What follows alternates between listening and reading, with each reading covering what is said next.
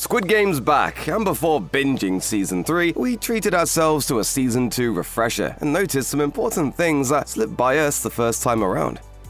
The first episode of Squid Game Season 2, Bread and Lottery, contains a dream sequence where Gi-hun confronts the frontman, who's holding a pair of severed heads. It shows how Gi-hun's life revolves around finding the frontman and stopping the games, but there's an issue with this sequence. The frontman is seen in his typical black outfit and signature mask, but Gi-hun never saw the mask, so how could he have dreamed it? The two share a limo ride, but Gi-hun was blindfolded at the time and never got a good look at the frontman. But even if he did, the frontman wasn't wearing the mask that disguises his voice during the ride, which raises a whole other question. Why doesn't Gi-hun realize the frontman and Yeong-il have the same voice? There's no good explanation. It's a harmless, creative liberty we're all just gonna have to accept, even if it bugs some of us till the end of time. Cho Sang-woo is Gi-hun's biggest ally throughout Season 1, but it's not enough to save him. Let's go together.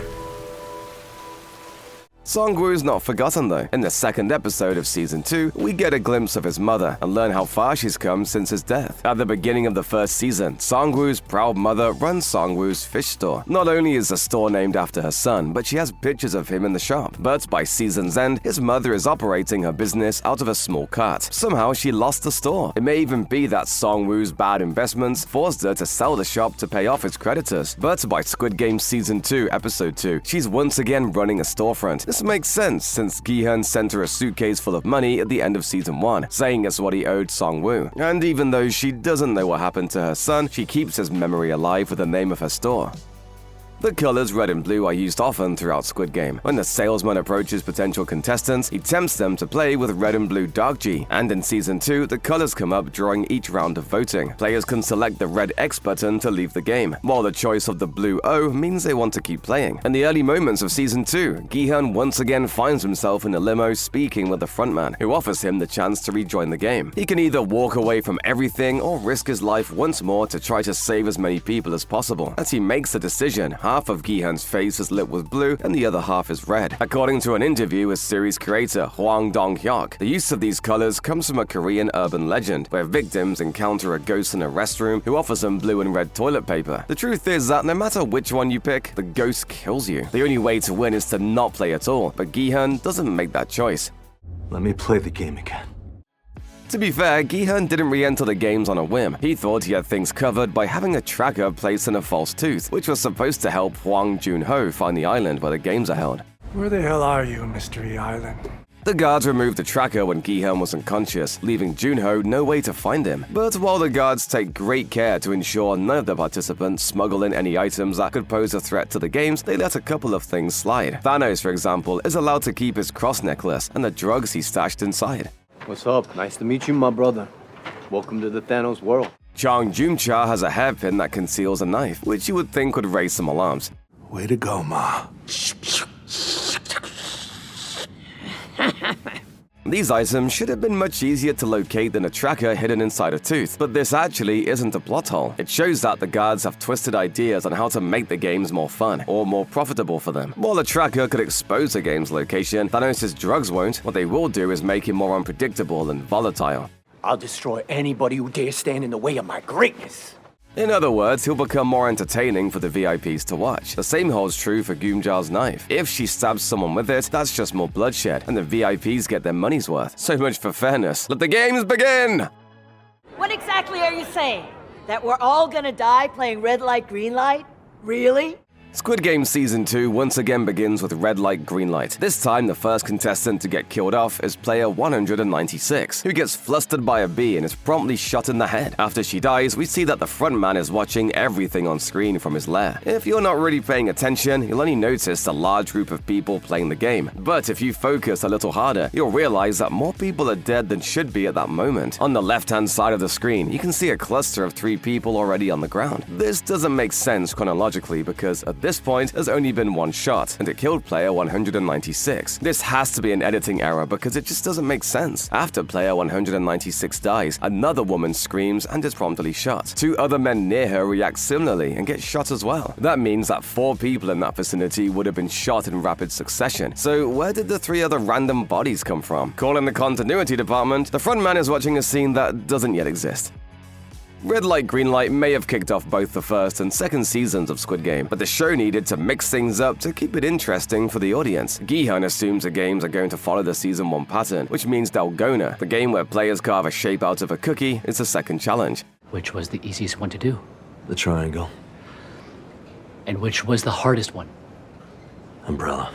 Gi-hun has a dream about the game he believes will be next. In the dream, everyone lines up for whatever Dalgona shape they want. Circle, triangle, star, or umbrella. In the Season 1 game, the bottom part of the umbrella design on the wall was a straight line with just one curve. But Gi-hun's subconscious turns the design into the shape the cookie had, which is indeed a more complicated design. It's just a little design hint that could clue viewers into the fact that they're watching a dream well before they ever see that nightmare triangle. Everybody's going to die because this guy said pick triangle! In the Squid Game Season 2 finale, Gi-hun formulates his plan to end the games while there are still a good number of people alive. We'll need our own guns to fight back. But we don't have any guns. We'll just take theirs. There's one problem though. While he's laying out the plan, Gi-hun's completely unaware that the front man is sitting in the circle with them, aware of every move they're going to make. If Gi-hun had watched Yeong-il even for a moment, maybe he would have realized his friend wasn't reacting like everyone else. When Gi-hun mentions that the front man and VIPs are watching them from above, everyone looks toward the ceiling except Yeong-il. He barely moves his head, keeping his eyes trained on Gi-hun the whole time. He knows exactly where his control room is. He knows where the VIPs are hanging out to watch the games. But obviously, he doesn't feel any of the dread the other players feel. There's a man in a black mask who's the head of the operation. If we can get to him, we finally can end this. Meanwhile, Yeong-il just sits there ominously and incredibly guilty if you know what to look for. Squid Game Season 2 ends with a heartbreaking moment when Park Jung-jae is killed right in front of Gi-hun. I'm sorry, Gi-hun. It's over. They got us. Gi-hun's rebellion has failed, and many of his fellow rebels lost their lives in the process, including his best friend. After Jung-jae's murder, the scene cuts to a tile with his face and number that goes dark. There's only one problem with this. Next to Jung-jae is player 389, who already died in the games. So why is his tile still lit up, indicating that he's alive? After red light, green lights, the players vote on whether to continue going. Jung-jae, aka player 390, votes to end them and receives a red patch. Player 390.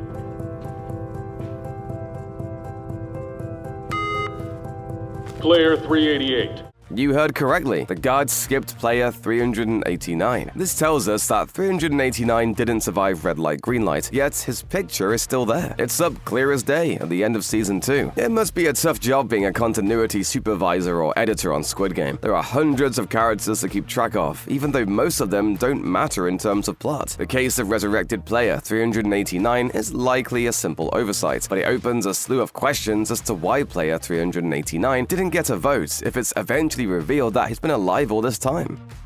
Squid Game is an inherently dark show. It's about hundreds of people competing in deadly games and sometimes killing each other to win an absurd amount of money. It's hard to imagine how to make that premise even darker going forward, but somehow Season 2 manages it by revealing a dark truth about our real world. Season 1 features a diverse collection of players, people of different backgrounds and ages, but if you pay attention to the competitors in Season 2, you'll notice that many of them are far younger than the first group. Thanos, Kim Joon-hee, Park Min-soo, Nam-gyu, and Lee Myung-gi all look to be in their 20s. That's young to already have amassed an intense amount of debt, but it's a terrible reality of modern society.